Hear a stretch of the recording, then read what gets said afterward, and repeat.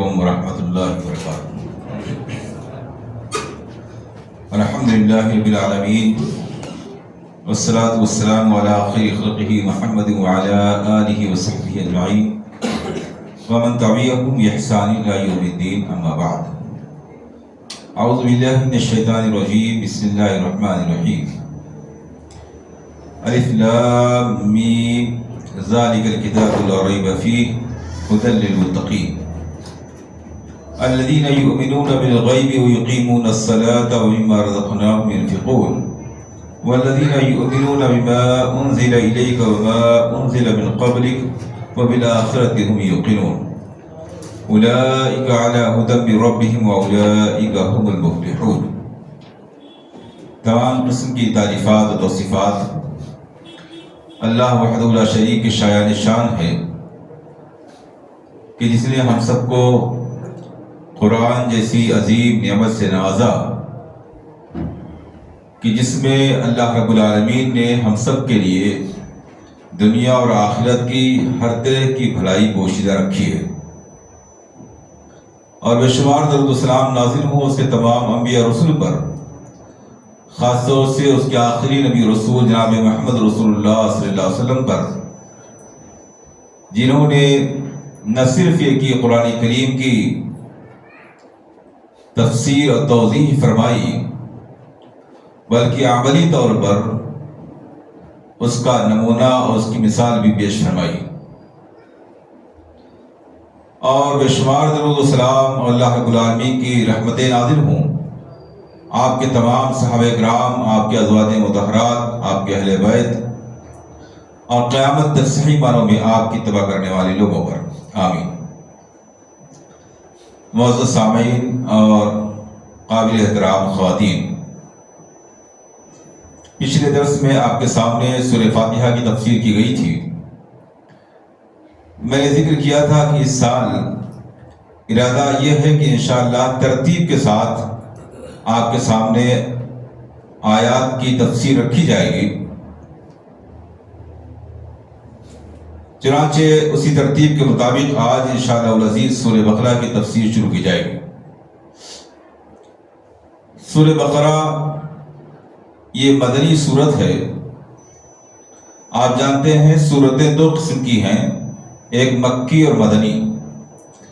مکی سے مراد وہ صورتیں جو ہجرت سے پہلے نازل ہوئی ہیں، چاہے جس جگہ نازل ہوئی ہوں، اور مدنی سے مراد وہ صورتیں جو ہجرت کے بعد نازل ہوئی ہیں، چاہے مکے میں کیوں نہ نازل ہوئی ہوں۔ جو صورتیں ہجرت سے پہلے نازل ہوئی ہیں وہ سب مکی کہلائیں گی، یعنی مکی دور میں جو نازل ہوئی ہیں وہ مکی ہیں، اور جو مدنی دور میں نازل ہوئی ہیں وہ مدنی ہیں۔ سورہ بقرہ مدنی دور میں سب سے شروع میں نازل ہونے والی سورتوں میں سے ایک ہے۔ اسی طرح سورہ بقرہ قرآن کریم کی سب سے بڑی سورہ ہے۔ سورہ بقرہ اس کے اندر قرآن کریم کی سب سے عظیم آیت آیت الکرسی ہے۔ سورہ بقرہ جس کے بارے میں نبی اکرم صلی اللہ علیہ وسلم نے ارشاد فرمایا کہ سورہ بقرہ میں برکت ہے، اس کی تلاوت کیا کرو، اسے نہ پڑھنے والا قیامت کے دن افسوس کرے گا، اور سورہ بقرہ پڑھنے والے پر جادوگر کامیاب نہیں ہو سکتا ہے۔ اور سورہ بقرہ جس کے سلسلے میں اللہ کے رسول صلی اللہ علیہ وسلم نے فرمایا کہ جس گھر میں سورہ بقرہ کی تلاوت کی جائے اس گھر میں شیطان باقی نہیں رہتا ہے۔ وہ سورہ بقرہ کہ جس کے نزول میں تقریباً 10 سال لگے ہیں، پورا مدنی دور لگ گیا ہے، یعنی مدنی دور کے شروع سے سورہ بقرہ کے نزول کی شروعات ہوتی ہے، اور قرآن کریم کی سب سے آخری آیت جو غالباً آیت نمبر 281 ہے، وَاتَّقُوا يَوْمًا تُرْجَعُونَ فِيهِ إِلَى اللَّهِ، جو قرآن کریم کی سب سے آخری آیت ہے، وہ بھی سورہ بقرہ کی ہے جو مکے میں نازل ہوئی ہے، لیکن چونکہ مدنی دور میں نازل ہوئی ہے اس لیے یہ سورہ پوری کی پوری مدنی کہلاتی ہے۔ یہ سورہ جس کے سلسلے میں مفسرین نے نقل کیا ہے کہ اس کے اندر 1000 احکام، 1000 فضائل کی باتیں، 1000 اوامر اور 1000 نواہی ہیں۔ اوامر سے مراد احکام جس سے اس کے کرنے کا حکم دیا گیا، اور نواہی سے مراد وہ چیزیں جس سے منع کیا گیا۔ وہ سورہ کہ جس کی تفسیر اور جس کا فہم حاصل کر لینے کے بعد بعض صحابہ نے خوشی میں باقاعدہ اونٹ ذبح کیا، اس خوشی میں کہ سورہ بقرہ ہم نے سمجھ لیا۔ زمانہ لگ جاتا تھا، کیونکہ صحابہ کرام کا طریقہ یہ تھا کہ وہ 10 آیات کو نبی اکرم صلی اللہ علیہ وسلم سے اس کے معنی و مفہوم کے ساتھ سیکھتے تھے، اس کے بعد اگلی 10 آیتوں کو پڑھنا شروع کرتے تھے۔ اسی لیے صحابہ کرام کے دور میں تمام حفاظ مفسر قرآن بھی ہوا کرتے تھے۔ حفظ قرآن کا جو آج سلسلہ ہے کہ حافظ صرف قرآن کو یاد کیے ہوئے ہوتا ہے، نبی اکرم صلی اللہ علیہ وسلم کے زمانے میں یہ سلسلہ نہیں تھا، بلکہ جو حافظ ہوتا تھا وہ ساتھ میں اس کا مفسر، اس کے معنی و مفہوم کو جاننے والا بھی ہوا کرتا تھا۔ بہرحال سورہ بقرہ کے بہت فضائل ہیں۔ سورہ بقرہ قرآن کریم کی سب سے عظیم سورہ ہے، سب سے بڑی سورہ ہے۔ اس لحاظ سے اگر کوئی آدمی سورہ بقرہ کو صحیح طریقے سے سمجھ لے تو گویا اس نے قرآن کریم کا بیشتر حصہ سیکھ لیا ہے۔ اس اعتبار سے بھی سورہ بقرہ بڑی اہم ہے کہ اس میں پچھلے انبیاء کے واقعات بہت کم ہیں، زیادہ تر اس کے اندر احکام آئے ہوئے ہیں، چاہے وہ نماز سے متعلق ہوں، ایمان والوں سے متعلق ہوں، نفاق سے متعلق ہوں، عقیدے سے متعلق ہوں۔ احکام زیادہ ہیں، عقائد کی باتیں زیادہ ہیں، تاریخی باتیں، انبیاء کے واقعات اس کے اندر بہت کم ہیں۔ اس لحاظ سے بھی یہ سورہ بہت اہم ہے، اور اسی ترتیب کے ساتھ ہمیں قرآن کریم کی تلاوت اور اس کے فہم کی کوشش کرنی چاہیے کہ چاہے روزانہ ایک آیت سمجھیں، لیکن ذرا ٹھہر کر اطمینان سے سمجھنے کی کوشش کریں۔ خیر، سورہ بقرہ کو شروع کرتے ہوئے اللہ رب العالمین فرماتا ہے بسم اللہ الرحمن الرحیم الف لام میم۔ بہت سی سورتوں کے شروع میں اس قسم کے الفاظ ہم دیکھتے ہیں، کہیں الف لام میم ہے، کہیں الف لام میم را ہے، کہیں نون ہے، کہیں کچھ اور ہے۔ بہت سی سورتوں کے شروع میں ہم دیکھتے ہیں ان حروف کو چونکہ الگ الگ کر کے پڑھا جاتا ہے، الگ نہیں پڑھتے ہیں، الف لام میم الگ الگ کر کے پڑھتے ہیں، اس لیے ان کو حروف مقطعات کہتے ہیں، الگ الگ پڑھی جانے والی حروف۔ حروف مقطعات کا کیا معنی ہے؟ اس سلسلے میں مفسرین کی رائے یہ ہے کہ چونکہ اللہ کے رسول صلی اللہ علیہ وسلم نے اس کا معنی و مفہوم بیان نہیں کیا، اور آپ صلی اللہ علیہ وسلم کے صحابہ نے نہ سوال کیا اور نہ بیان کیا، اس لیے یہ قرآن کے راز میں سے ہے، قرآن کے راز میں سے ہے جس کا علم اللہ کے رسول صلی اللہ علیہ وسلم نے کسی کو نہیں دیا۔ اسی لیے ان تمام حروف مقطعات کی تفسیر میں یہ کہہ دینا سب سے زیادہ مناسب ہے کہ اللہ اعلم بمرادہ، واللہ اعلم بالصواب۔ اس کا معنی کیا ہے، مفہوم کیا ہے، کس مقصد کے لیے اس کو لایا گیا ہے، یہ معلوم نہیں، لیکن اس میں کوئی دو رائے نہیں ہے کہ اللہ رب العالمین حکیم ہے تو اس کا ان حروف مقطعات کو شروع میں لانا بھی حکمت اور مصلحت سے خالی نہیں ہے۔ کم سے کم درجے میں ان کو پڑھنے سے ہم کو ثواب حاصل ہوتا ہے۔ چنانچہ اللہ کے رسول صلی اللہ علیہ وسلم نے اسی الف لام میم کی مثال دیتے ہوئے فرمایا کہ قرآن کریم کے ہر حرف پر 10 نیکیاں ملتی ہیں، اور آپ نے مثال دیتے ہوئے فرمایا کہ میں یہ نہیں کہتا ہوں الف لام میم ایک حرف ہے، بلکہ الف ایک حرف ہے، لام دوسرا ہے، میم تیسرا ہے۔ تو الف لام میم حروف مقطعات میں سے ہے۔ فرمایا ذالک الکتاب لا ریب فیہ، وہ کتاب ہے کہ جس میں کوئی شبہ نہیں ہے۔ اب ہونا تو چاہیے تھا کہ کہا جاتا یہ ایک کتاب ہے، قرآن کریم ہمارے سامنے ہے، لیکن یہ کہنے کے بجائے وہ کہا گیا۔ اس کی کیا وجہ ہے؟ اس کی کئی وجہ مفسرین نے بیان کی ہے۔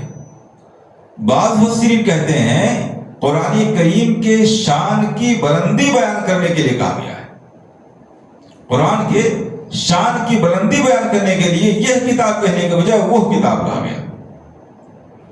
بعض مفسرین نے کہا ہے کہ چونکہ قرآن کریم لوح محفوظ میں مکمل لکھا ہوا تھا، حالانکہ جب یہ قرآن کریم کی آیات نازل ہو رہی تھی ذالک الکتاب، تو پورا قرآن نازل نہیں ہوا تھا، اس لیے اس کتاب کی طرف اشارہ نہیں ہے، بلکہ یہ کتاب جو لوح محفوظ میں لکھی ہوئی ہے اور فرشتوں کی مسجد بیت المعمور میں پوری کی پوری اتاری جا چکی ہے، اس کی طرف اشارہ کر کے کہا گیا وہ کتاب۔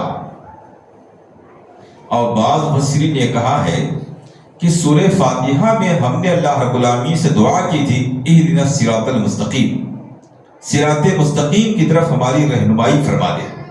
اللہ رب العالمین نے اس دعا کو قبول کرتے ہوئے قرآن نازل فرمایا اور فرمایا وہ کتاب ہے جو تم ہدایت مانگ رہے تھے، وہ ہدایت کی باتیں اس کتاب کے اندر لکھی ہوئی ہیں، وہ کتاب ہے ہدایت کی چیز جو تم نے سوال کیا تھا، جس کی تم نے دعا کی تھی۔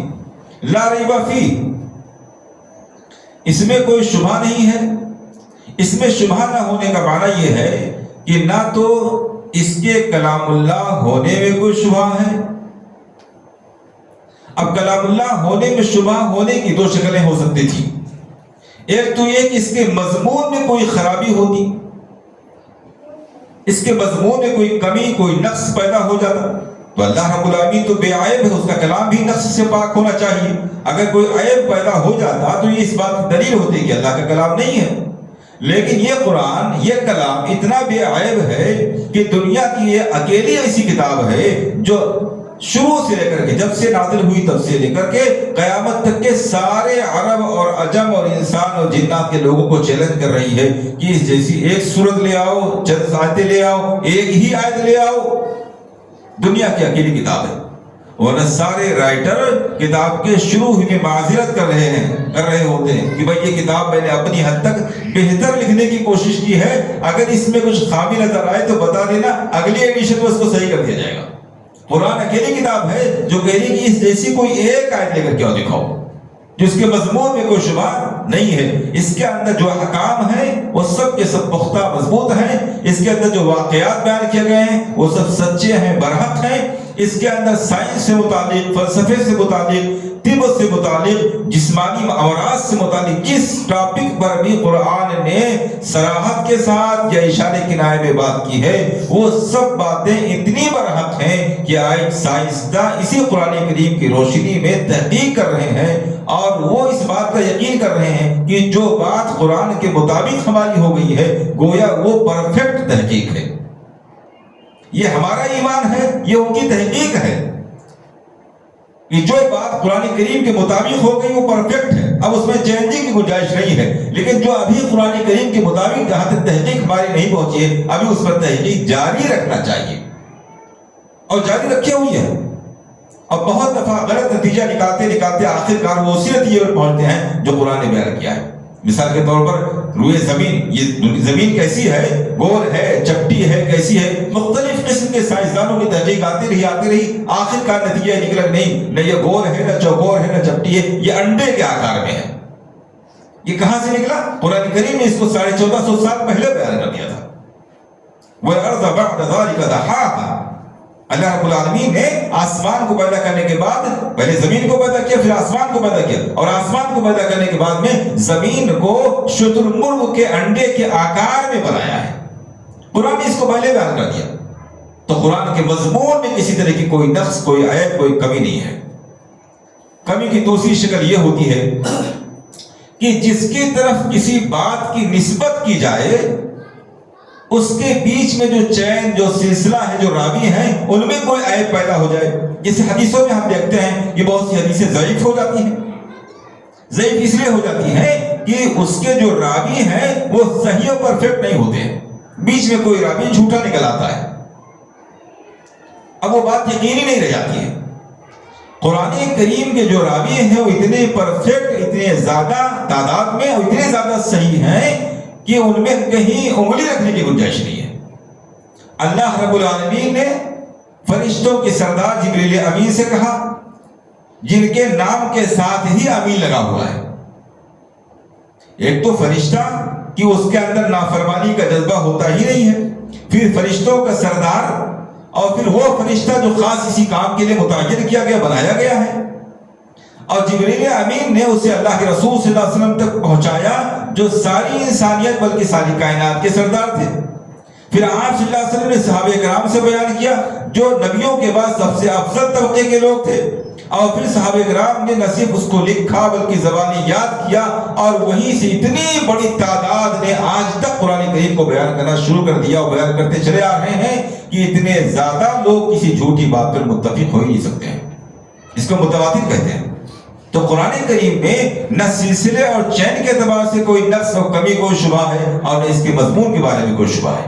یہ اور بات ہے کہ کچھ لوگ اپنی غلط فہمی یا کش فہمی کی بنیاد پہ اس میں شبہ پیدا کر لیں، حقیقت کے اعتبار سے اس میں کوئی شبہ نہیں۔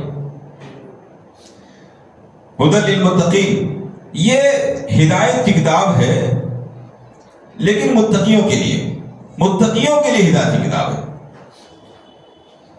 قرآن کریم ہی کے بارے میں دوسری جگہ اللہ رب العالمین نے فرمایا ہدی للناس، یہ سارے انسانوں کے لیے ہدایت کی کتاب ہے۔ یہاں اللہ رب العالمین فرماتا ہے متقیوں کے لیے ہدایت کی کتاب ہے، دونوں میں کوئی ٹکراؤ نہیں ہے۔ یہ سارے انسانوں کے لیے بھی ہدایت کی کتاب ہے اور حقیقت میں متقیوں کے لیے ہی ہدایت کی کتاب ہے۔ اس کی مثال ایسے ہی ہے جیسے شہد میں شفا ہے،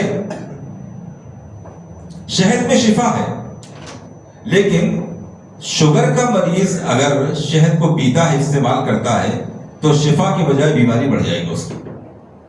تو کیا شہد میں نقص ہے؟ شہد میں نقص نہیں، اس آدمی کے اندر نقص ہے، وہ بیمار ہے، اس کے لائق دوا نہیں ہے۔ ایسے قرآن کریم اپنے آپ میں ساری کائنات کے لوگوں کے لیے ہدایت کتاب ہے، لیکن حقیقت میں اس سے فائدہ وہ اٹھا سکے گا جس کے اندر فائدہ اٹھانے کی صلاحیت موجود ہو، جس کے دل میں کوئی بیماری نہ ہو، جس کے دماغ میں، جس کے فہم اور سمجھ میں کوئی بیماری نہ ہو، جس کے ایمان میں کوئی نقص و بیماری نہ ہو۔ ایسے ہی لوگوں کے بارے میں فرمایا گیا ہدی للمتقین، یہ ہدایت کتاب ہے کس کے لیے؟ متقیوں کے لیے، یعنی اہل ایمان کے لیے۔ یہاں مومنین کے بجائے متقین کہا گیا، حالانکہ متقین سے مراد مومنین ہے، لیکن متقین کہا گیا۔ متقین سے مراد یہاں یہ ہے کہ وہ لوگ جو ضد اور عناد اور دشمنی کی بنیاد پر یا باپ دادوں کے بتائے ہوئے راستوں پر آنکھ بند کر کے چلنے والے نہیں ہیں، جن کی ذہنیت یہ ہے، جن کا مزاج یہ ہے کہ وہ حق بات کی تلاش میں رہتے ہیں اور حق بات کے مل جانے کے بعد اس کو قبول کرنے کا جذبہ رکھتے ہیں۔ یہ کیفیت جس کے اندر پیدا ہو جائے وہ حقیقی مومن ہے، وہ اس کتاب سے ہدایت کا فائدہ حاصل کر سکتا ہے۔ اسی لیے وہ تمام لوگ جو ضد پر، عناد پر ہیں، چاہے وہ مسلمانوں میں سے ہوں چاہے غیر مسلمین میں سے ہوں، جنہوں نے یہ طے کر لیا ہے کہ ہمیں قرآن کو سمجھنا ہی نہیں ہے، قرآن کی صحیح باتوں کو بھی ٹھکرا دینا نہیں ماننا ہے، ان کے لیے کتاب ہدایت کی کتاب نہیں ہے۔ لیکن آپ دیکھیں بڑے بڑے کفار و مشرکین میں سے بھی وہ لوگ ایمان لائے جن کے اندر کفر تو تھا لیکن ضد اور عناد کی بنیاد پر کفر نہیں تھا۔ کفر تھا اس لیے کہ وہ کفر کو سچ سمجھ رہے تھے، جب شرک کو سچ سمجھ رہے تھے اور شرک پر اڑے ہوئے تھے، مگر مزاج یہ تھا کہ شرک کو سمجھ رہا ہوں صحیح، اس لیے صحیح اس پر عمل کر رہا ہوں، لیکن جب کل کوئی دوسرا سچ مجھ کو مل جائے گا تو میں سچ کا ساتھی بن جاؤں گا۔ کسی ایک راستے پر آنکھ بند کر کے نہیں چل رہے تھے، سچ سمجھنے کی وجہ سے اس پر عمل کر رہے تھے۔ اب دیکھیے ابو جہل سرکشی اناد کی بنیاد پر کفر میں مبتلا تھا، اسی حالت میں مارا گیا۔ عمر فاروق رضی اللہ تعالیٰ عنہ اسی زمانے کے آدمی ہیں، اتنے زیادہ شرک پر سخت تھے، اتنے زیادہ مسلمانوں کے دشمن تھے، لیکن اس دشمنی میں، اس کفر اور شرک میں ضد اور عناد نہیں تھا، سرکشی نہیں تھی، بلکہ اس میں حق پسندی کا جذبہ ان کا دشپا ہوا تھا کہ آج حق یہ ہے اس لیے میں اس کے ساتھ مضبوطی کے ساتھ کھڑا ہوں، جیسے ان کو معلوم ہو کہ غلطی ہے، حق سچ دوسرا ہے، حق دوسرا ہے، اور اس کے طرفدار بن گئے۔ تو جو آدمی حق کی طرفداری کا جذبہ رکھتا ہو، حق کو قبول کرنے کا، حق کو ڈھونڈنے کا جذبہ رکھتا ہو، یہ کتاب اس کے لیے ہدایت کی کتاب ہے۔ کون لوگ متقی ہیں حقیقت میں؟ ان کی کچھ خوبیاں ہیں، یعنی یوں کہہ لیجئے کہ اس کتاب سے فائدہ اٹھانے کی قرآن کریم نے سب سے پہلے کچھ شرطیں رکھی ہیں۔ اس کتاب سے کون لوگ فائدہ اٹھا سکتے ہیں؟ کس کو یہ کتاب ہدایت دے گی؟ اس کی کچھ شرطیں۔ الذین یؤمنون بالغیب، پہلی شرط، اس کتاب سے وہ لوگ فائدہ اٹھا سکتے ہیں جو غیب پر یقین رکھتے ہوں۔ غیب کا معنی کیا ہے؟ وہ تمام باتیں کہ جن کا معلوم کرنا انسان کے لیے ممکن نہیں ہے.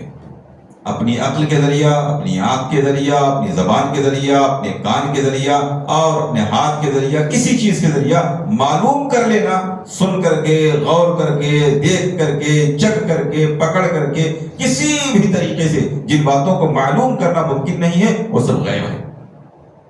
جیسے اللہ رب العالمین کی ذات، جنت، جہنم، قبر، حشر نشر، پلسرات، ہے نا، دجال کا آنا، یا قیامت کی اور جو بہت سی بڑی بڑی علامتیں بیان کی گئی ہیں جن کو ہم نے نہیں دیکھا، نہ معلوم کر سکتے ہیں. یہ سب کیا ہے؟ غیب سے متعلق ہے.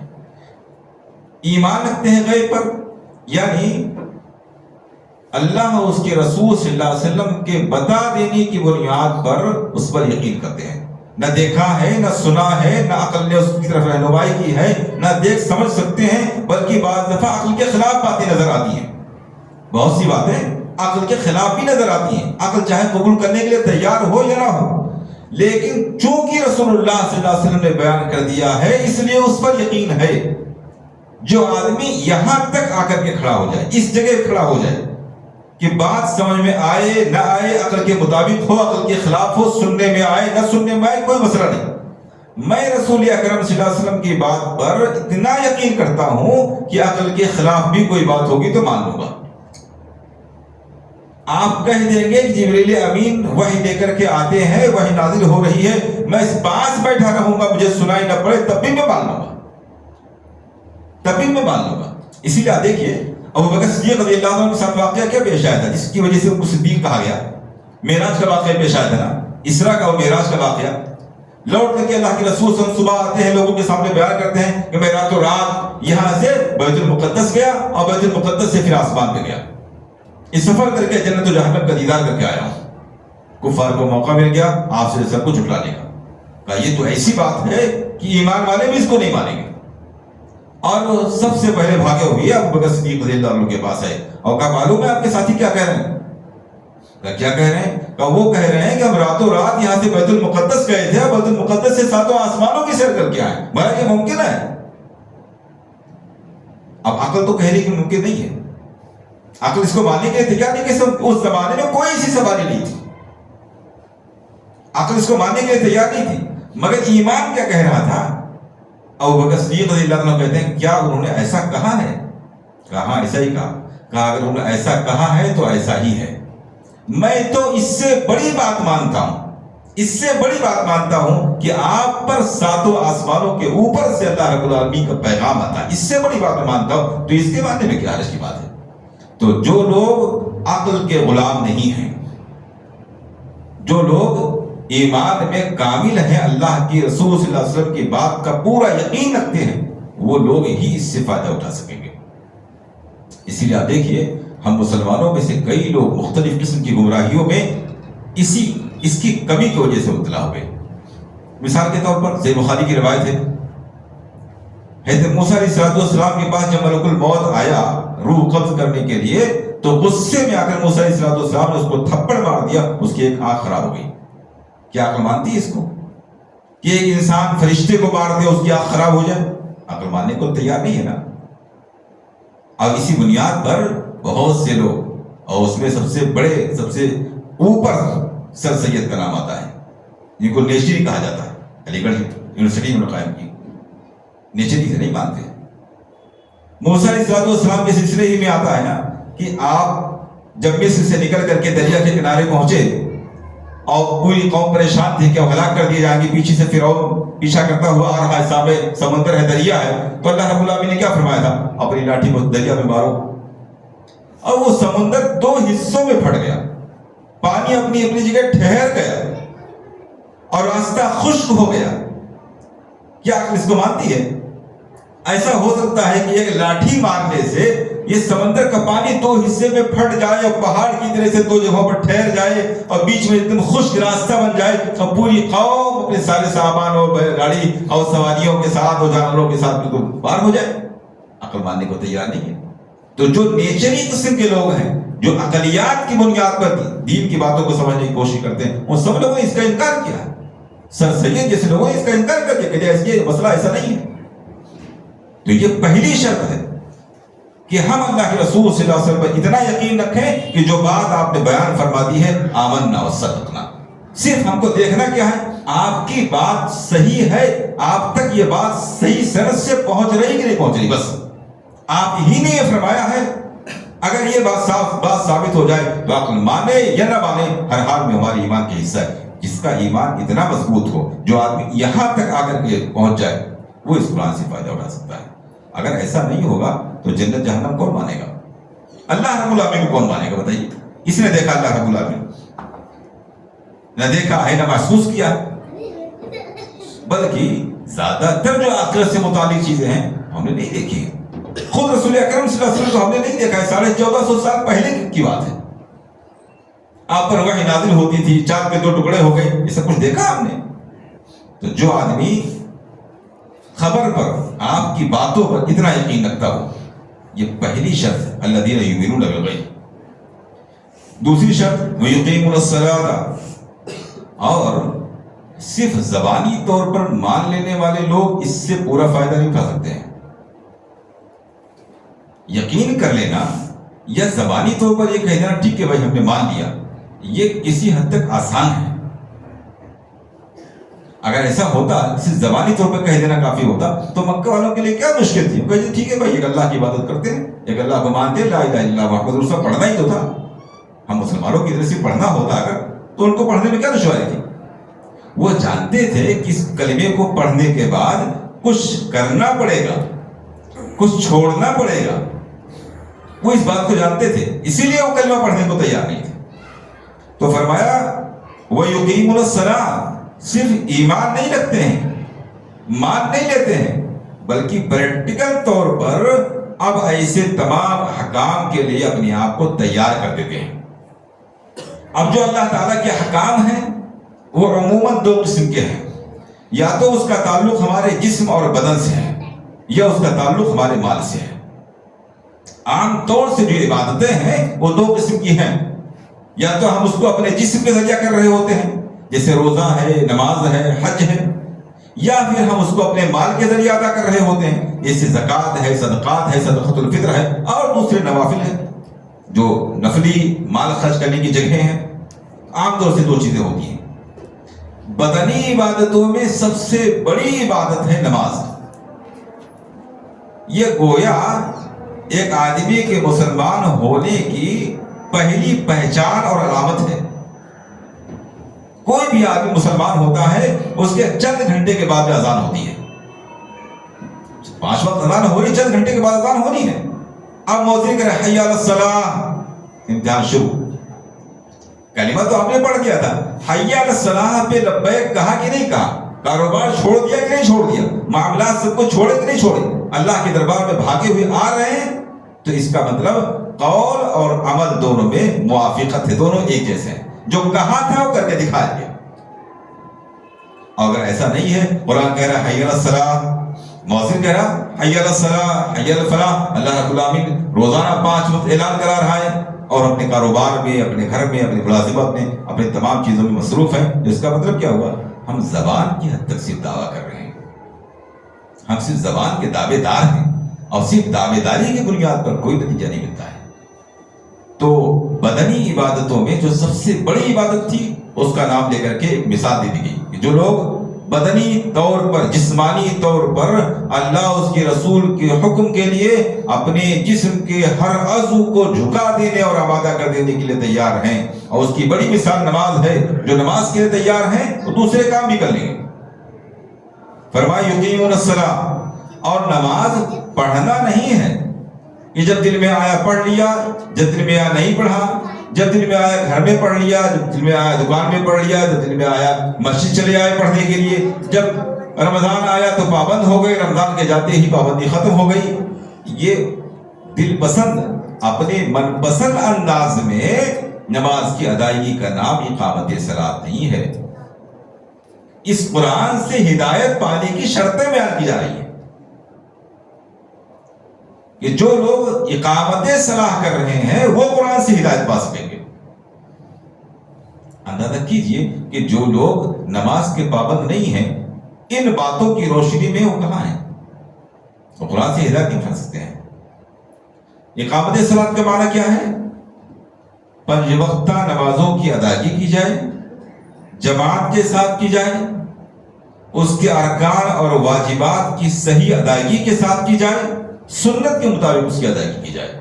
یہ سب شرطیں جو ہیں نماز پڑھنے کی، ان سب چیزوں کے ساتھ پابندی کے ساتھ جو نماز کی ادائیگی کرتا ہے وہ اقامت صلاۃ پر قائم ہے، وہ اقامت صلاۃ کر رہا ہے۔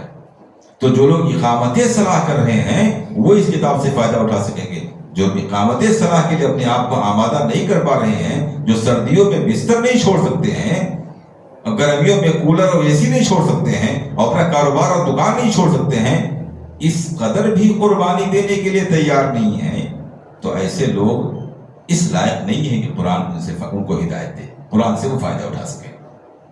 ان کی مثال ایسے ہی ہے جیسے آپ نے بہت بڑے ڈاکٹر سے علاج کرایا، آپ دوا لے کر کے آئے، ڈاکٹر نے بتایا کہ آپ کو صبح کے وقت اٹھ کر کے نہار منہ یہ دوا کھانی ہے، صبح فجر کے بعد آپ کو دوا کھانی ہے۔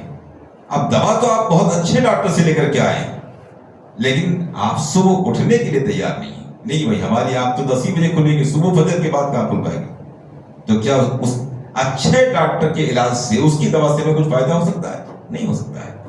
ایسے قرآن کریم ایک شفا کی کتاب ہے، ہدایت کی کتاب ہے، اس سے فائدہ اٹھانے کے لیے اس کی شرطوں کے مطابق آپ کو اترنا پڑے گا۔ دوسری چیز کیا ہے؟ وَمِمَّا رَزَقْنَاهُمْ يُنْفِقُونَ، اور جو کچھ ہم نے ان کو روزی دی ہے اس میں سے کچھ مال بھی خرچ کرتے ہیں۔ مال کے سلسلے میں اتنے لالچی، حریص اور بخیل نہیں ہے کہ اللہ کی دی ہوئی ساری دولت کو اپنی دولت سمجھ کر کے صرف بیلنس کرنے میں لگے ہوئے ہیں، بلکہ اللہ رب العالمین کی دی ہوئی دولت کو اس کی بتائی ہوئی جگہوں پر خرچ بھی کرتے ہیں۔ اسی لیے اللہ رب العالمین کیا فرمایا؟ رزقناہم، جو روزی ہم نے ان کو دی ہے۔ اشارہ کیا اللہ رب العالمین نے کہ انسان اپنی پائی ہوئی دولت کو اپنی نہ سمجھے، یہ تو میری طرف سے دی ہوئی دولت ہے۔ اگر میں اپنی دی ہوئی دولت میں سے کچھ مانگ رہا ہوں، کچھ واپس کرنے کے لیے کر رہا ہوں، تو یہ آپ کا احسان نہیں ہے، یہ تو میرا احسان ہے کہ میں نے آپ کو دیا تھا، اسی میں سے آپ سے کچھ واپس کرنے کے لیے کہہ رہا ہوں۔ اور مما کہہ کر کے بدلا دیا کہ پورا آپ کو خرچ بھی نہیں کرنا ہے، کچھ اس میں سے کچھ خرچ کرنا ہے۔ اب خرچ کرنے کی 2 شکلیں ہیں، ایک تو وہ جسے ہم زکوٰۃ کہتے ہیں، ایک آدمی نصاب کا مالک ہے تو سال بھر میں نصاب کا مالک ہونے کے بعد زکوٰۃ کی ادائیگی کرے، یہ فریضہ ہے، ہر حال میں اس کی ادائیگی کرنی ہے۔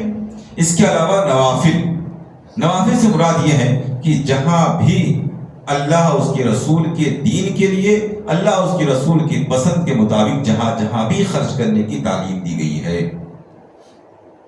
خود اپنے جسم پر خرچ کرنا بھی اس میں شامل ہے۔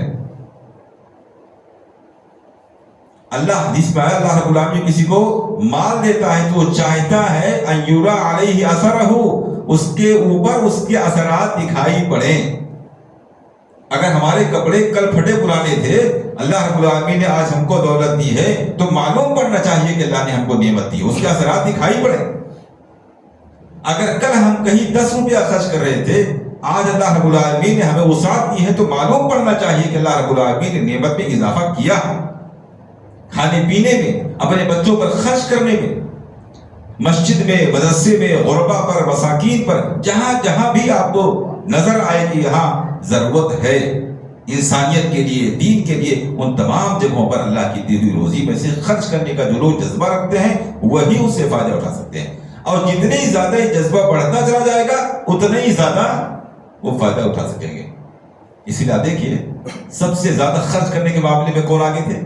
وہ جو امت میں سب سے آگے تھے، ابوبکر صدیق رضی اللہ عنہ۔ غزوہ تبوک کے موقع پر کیا ہوا تھا؟ آپ صلی اللہ علیہ وسلم نے چندے کا اعلان فرمایا تھا، اس کے بعد کیا ہوا؟ عمر فاروق کہتے ہیں کہ ان دنوں میں بہت مالدار تھا، ان دنوں میں بہت مالدار تھا، اور میں نے اپنے دل میں یہ سوچا کہ آج میں ابوبکر صدیق سے آگے بڑھ جاؤں گا۔ آپ صلی اللہ علیہ وسلم نے مال کا مطالبہ کیا ہے، چندے کا اعلان ہوا ہے، آج میں ابوبکر کو پچھاڑ کے رہوں گا، اور میں بھاگا ہوا اپنے گھر گیا۔ ابوبکر صدیق رضی اللہ عنہ بھی گئے اور لوگ بھی گئے۔ واپس جب آئے، ابوبکر صدیق رضی اللہ عنہ پہلے آئے، آپ صلی اللہ علیہ وسلم کے سامنے مال رکھ دیا جو لے کر کے آئے تھے۔ عمر فاروق آئے، انہوں نے بھی رکھ دیا۔ اب آپ صلی اللہ علیہ وسلم پوچھتے کیا ہیں؟ ابوبکر گھر پہ کیا چھوڑ کے آئے ہو؟ آپ جانتے ہیں ان سے یہ پوچھنے کے لائق نہیں کیا لے کے آئے ہو. عام طور سے ہم یہی تو پوچھتے ہیں کیا دے رہے ہیں آپ. رسید کاٹنے والا کیا بولتے کتنا دے رہے ہیں نا, کتنے کی کاٹ دیں, یہ نہیں پوچھ رہے ہیں آپ. چھوڑ کے کیا آئے ہو یہ بتاؤ. اور وہ صدیق کیا کہتے ہیں اللہ اس کے رسول کا نام. بس یہ معمولی قسم کی بات نہیں ہے. عرب کے رئیسوں میں سے تھے, تاجر تھے وہ. اللہ اس کے رسول کا نام, یعنی ایک اعلان کیا گیا کہ مال خرچ کیا جائے, اسلام کو ضرورت ہے آپ کے مال کی, پورا گھر اٹھا لائے, خالی کر کے آئے گھر کو, اللہ اس کے رسول کا نام صرف چھوڑ کے آئے. یہ کوئی زبانی بات نہیں تھی کہ کہہ رہے ہیں کچھ اور حقیقت میں کچھ اور ہے. حقیقت میں ایسا ہی تھا. عمر فاروق سے پوچھا گیا, کہہ رہے ہیں آدھا مال لایا. یہ آدھا بھی کم نہیں تھا. میں سے کون ہے جو اللہ کے راستے میں آدھا مال خرچ کرنے کی جرات رکھتا ہو. عمر فاروق کہتے ہیں میں سمجھ گیا کہ میں ابوبکر صدیق رضی اللہ تعالیٰ سے کبھی بھی آگے نہیں بڑھ سکتا ہوں. تو اب دیکھیے جس طریقے سے مال خرچ کرنے کا جذبہ تھا, اللہ رب العالمین نے ایمان میں اتنی مضبوطی دی تھی, اتنی زیادہ قرآن سے ان کو ہدایت ملی تھی.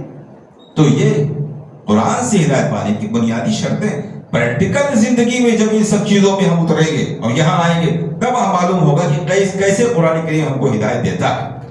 یہ اللہ رب العالمین پر ڈیپینڈ کرتا ہے. کیسے قرآن پڑھنے کی ہم کو توفیق مل رہی ہے, کیسے قرآن سمجھنے کی توفیق مل رہی ہے, کس طریقے سے قرآن کریم کی وجہ سے اعمال کے راستے کھل رہے ہیں, سوجھ بوجھ کے راستے کھل رہے ہیں, تجارت کے راستے کھل رہے ہیں, کسی چیز میں فیصلہ لینے کی صلاحیت کیسے پیدا ہو رہی ہے. یہ سب ہدایت کی چیزیں ہیں. آپ دیکھیے عرب کے لوگ کیا تھے, یہ اونٹوں بکریوں کے چرواہے جو تھے. جب یہ قرآن نازل ہوا, اسی قرآن کے ذریعے اللہ رب العالمین نے ان کو ہدایت دی, ان کے ذہن و دماغ کو اتنا روشن کر دیا, ان کی سیاسی تدبیر کو, جنگی تدبیر کو, سوچنے سمجھنے کی صلاحیت کو اس قدر پختہ کر دیا کہ وہ بڑی بڑی جنگوں میں بڑے بڑے سپہ سالاروں سے, کسرا اور قیصر کے بڑے بڑے بادشاہوں سے مقابلہ کر رہے تھے, سیاستیں کر رہے تھے. عمر فاروق رضی اللہ تعالیٰ عنہ کے زمانے تک حساب کتاب کا کوئی معاملہ نہیں آتا تھا عرب والوں کو. خلافت کے معاملات کو لکھنے پڑھنے کے لیے عرب میں کوئی نہیں تھا.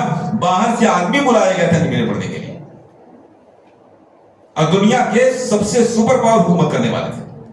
یعنی آج تک کوئی بھی بادشاہ, یہاں تک کہ اسکندر اعظم جس کے بارے میں کہا جاتا ہے سب سے بڑا بادشاہ گزرا ہے, وہ بھی عمر فاروق سے بڑی حکومت نہیں کر سکا. اور صورتحال کیا ہے, حساب کتاب لکھنے کا علم نہیں ان کے پاس, باہر سے آدمی بلوا رہے ہیں حساب کتاب لکھنے کا طریقہ لوگوں کو بتایا جائے. یہ ساری تدبیریں کہاں سے آ گئی تھی؟ قرآن کریم کے ذریعے ذہن روشن ہوا تھا ان کا. یہ سب ہدایت کی شکلیں ہیں. والذین یؤمنون بما انزل الیک وما انزل من قبلک, اور وہ لوگ اس سے ہدایت پائیں گے جو تعصب نہیں رکھتے ہیں. تعصب کا مطلب کیا ہے؟ باپ دادا جس پر عمل کرتے چلے آئے ہیں صرف اسی پر ہم اڑے رہیں گے, جو کچھ ہمارے پاس ہے وہی صحیح ہے, کسی اور کی بات جو کچھ ہے وہ سب غلط ہے. اس قسم کا جو لوگ جذبہ رکھتے ہیں, تعصب کا مزاج جو لوگ رکھتے ہیں, حق پسندی اور حق کی طرفداری کا جذبہ جو لوگ نہیں رکھتے ہیں, وہ اس سے فائدہ نہیں اٹھا سکیں گے. اس کے لیے کیا فرمایا کہ جو لوگ ایمان رکھتے ہیں اس کتاب پر جو نازل کی گئی ہے آپ پر, یعنی قرآن کریم پر. لیکن یہاں کتاب نہیں کہا گیا, کہا گیا جو کچھ نازل کیا گیا ہے آپ کی طرف. اب آپ کی طرف کیا نازل کیا گیا؟ صرف قرآن نہیں نازل کیا گیا, آپ کی طرف حدیث بھی نازل کی گئی ہے. حدیث بھی اللہ کی طرف سے نازل کی ہوئی ہے جس طرح قرآن نازل کیا ہوگا. فرق ضرور ہے, قرآن کی تلاوت سے ہم کو ثواب ملتا ہے, قرآن جبریل امین لے کر کے آئے ہیں, یہ سارے فرق اپنی جگہ, لیکن وہ بھی اللہ کی طرف سے, یہ بھی اللہ کی طرف سے. وما ينطق عن الهوى ان هو الا وحی یوحى. اللہ کے رسول صلی اللہ علیہ وسلم اپنی مرضی سے کوئی بات نہیں کرتے ہیں, وہ وحی کی روشنی میں کلام فرما رہے ہوتے ہیں. اللہ کے رسول صلی اللہ علیہ وسلم فرماتے ہیں اوتیت القرآن ومثلہ معہ, مجھے قرآن دیا گیا ہے اور قرآن کے ساتھ اسی جیسی ایک دوسری چیز بھی دی گئی, اور سوائے حدیث کے اور کیا ہے. تو والذین یؤمنون بما انزل الیک, وہ لوگ اس سے فائدہ اٹھا سکیں گے جو آپ کی طرف نازل کی ہوئی چیزوں پر ایمان رکھتے ہیں. اسی لیے اگر کوئی آدمی قرآن پر ایمان کی بات کرے اور حدیث کو نہ مانے, وہ قرآن کو قیامت نہیں سمجھ سکتا ہے, نہ سمجھ سکتا ہے, نہ اس پر عمل کرتا, ممکن ہی نہیں ہے. اسی لیے منکرین حدیث آج تک بڑی الجھن میں ہیں.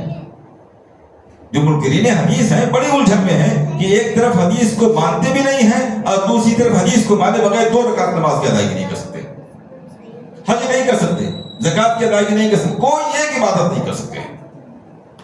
بڑی مشکل میں ہے. کیوں؟ اس لیے کہ قرآن نے پہلے کہہ دیا کہ اس سے ہدایت اس کو ملے گی جو اللہ کی طرف سے نازل کی ہوئی تمام باتوں پر ایمان رکھتا ہے, چاہے چاہے وہ قرآن کی شکل میں ہو چاہے حدیث کی شکل میں ہو. وما انزل من قبلک، اور ان تمام باتوں پر بھی ایمان رکھتا ہے جو آپ سے پہلے نازل کی گئی ہیں. یعنی آپ سے پہلے جو کتابیں نازل کی گئی تھی انبیاء پر، جتنے بھی کتابیں نازل کی گئی تھی سب پر ایمان رکھتے ہیں. اب سب پر ایمان رکھنے کا معنی کیا ہے؟ جن کتابوں کے نام بتا دیے گئے ہیں ان کتابوں کے نام کے ساتھ ان پر ہمارا ایمان ہے. توریت کا ذکر ہے، زبور کا ذکر ہے، صحف ابراہیم کا ذکر ہے، صحف موسیٰ کا ذکر ہے. جن کتابوں کے نام بتا دیے گئے ہیں ان کتابوں کے نام کے ساتھ ہمارا ایمان ہے کہ بھائی فلاں نبی پر یہ فلاں کتاب نازل ہوئی تھی.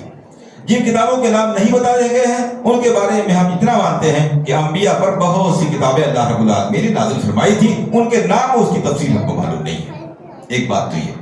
دوسری بات، پچھلی کتابوں پر ایمان رکھنے کا معنی یہ ہے کہ اس بات پر یقین رکھنا کہ اللہ رب العالمین نے جو بہت سی کتابیں انبیاء پر نازل فرمائی تھی وہ سب اپنے اپنے دور میں ہدایت کی کتابیں تھیں.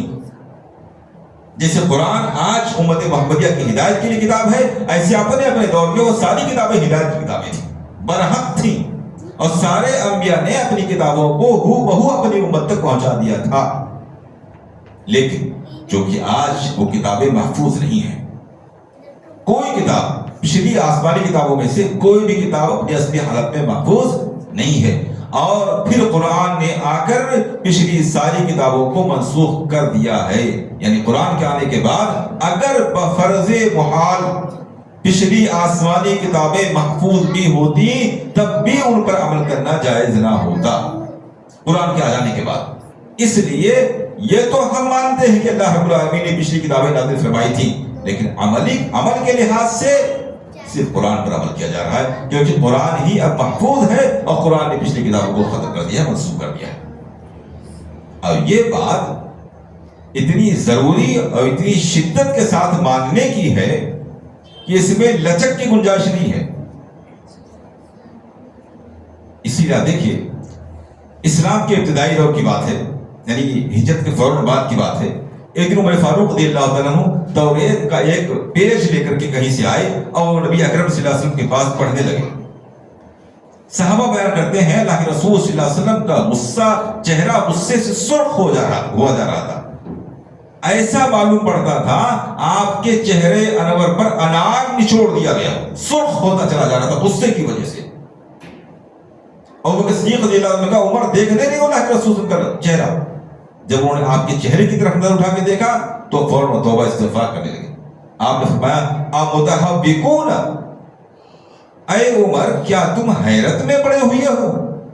یعنی یہ جو اللہ کا کلام ہے اس پر تمہارا ایمان اور پختگی نہیں ہے کیا؟ کیوں توریت لے کر کیا پڑھ رہے ہو؟ یعنی قرآن کو صحیح طریقے سے سمجھے بغیر دوسری کتاب پر ہاتھ بھی اگر لگایا گیا ہے تو آپ نے ناراضگی ظاہر فرمائی ہے. بلکہ آپ نے فرمایا اسی حدیث کے اندر ہے وَلَوْ كَانَ مُوسَىٰ حَيًّا مَا وَسِعَهُ إِلَّا اتِّبَاعِي، اگر موسیٰ علیہ السلام خود زندہ ہوتے، یہ تو توریت ہے جس کا صحیح ہونا بھی معلوم نہیں ہے، وہ خود زندہ ہوتے موسیٰ علیہ السلام تب بھی میری اتباع کے علاوہ کوئی چارہ نہ ہوتا، انہیں خود میری اتباع کرنی ہوتی، حالانکہ وہ نبی تھے، کلیم اللہ تھے. اسی سے معلوم ہوتا ہے کہ کتاب اللہ کے آ جانے کے بعد، رسول اللہ صلی اللہ علیہ وسلم کے آ جانے کے بعد اب کسی اور کی کیا حیثیت ہے. جب ایک نبی کے بارے میں آپ صلی اللہ علیہ وسلم فرما رہے اگر وہ زندہ ہوتے تو ان کو بھی میری اتباع کرنی پڑتی، تو بعد کے چاہے صحابہ ہوں، چاہے تابعین ہوں، چاہے کوئی امام ہو، چاہے کوئی ولی ہو، چاہے کوئی عالم ہو، مفتی ہو، اس کی کیا حیثیت ہے؟ کتاب اللہ سنت رسول اللہ کے مقابلے میں کسی کی پھر کیا حیثیت رہ جاتی ہے جب ایک نبی کلیم اللہ کی کوئی حیثیت نہیں رہ جاتی ہے. وما انزل من قبل، یہاں ایک بات اور معلوم ہوتی ہے، آپ صلی اللہ علیہ وسلم آخری رسول ہیں اور قرآن آخری کتاب، یہ بات بھی معلوم ہوتی ہے. کیوں؟ اگر آپ کے بعد کوئی اور بھی رسول آنے والا ہوتا، کوئی اور کتاب آنے والی ہوتی تو اللہ رب العالمین یہ بات بھی بیان فرما دیتا کہ پہلے والی کتابوں پر بھی ایمان اور بعد میں آنے والی کتابوں پر بھی ایمان رکھنا ہوگا آپ کو. لیکن بات کا ذکر کہیں نہیں فرمایا. قرآن میں کئی مقامات پر یہ بات، یہ مضمون بیان کیا گیا ہے، بعد کا کوئی تذکرہ نہیں ہے. یہ اس بات کی طرف اشارہ ہے، اور دوسری بہت سی دلیلیں، واضح دلیلیں ہیں جس سے بات معلوم ہوتی ہے کہ قرآن اللہ کا آخری کتاب اور رسول اللہ صلی اللہ علیہ وسلم آخری رسول، خاتم الانبیاء والمرسلین ہیں. اسی لیے قادیانی جو آپ صلی اللہ علیہ وسلم کو آخری رسول نہیں مانتے ہیں، علماء نے ان کو کافر قرار دیا ہے. حالانکہ قرآن کو مانتے ہیں، وہ آپ صلی اللہ علیہ وسلم کو مانتے ہیں، نماز روزہ زکات ساری چیزوں کو مانتے ہیں، مسلکی اعتبار سے وہ حنفی ہیں، لیکن چونکہ آپ صلی اللہ علیہ وسلم کو آخری نبی نہیں مانتے ہیں، اس بنیاد پر قرآن و حدیث کے وہ منکر ٹھہرتے ہیں اور ان کو علماء نے کافر قرار دیا ہے۔ وبالآخرۃ هم یوقنون، اور پانچویں شرط یہ ہے کہ آخرت پر یقین رکھتے ہیں۔ اصل میں تمام قسم کے مشقتوں کو برداشت کرنے اور تمام قسم کے عمل پر آمادہ کرنے والی سب سے اہم چیز آخرت پر ایمان ہے۔ آخرت پر ایمان کا معنی کیا ہے؟ مرنے کے بعد کی زندگی کی تو تمام تفصیل جو بیان کی گئی ہے سب پر ہمارا یقین ہے۔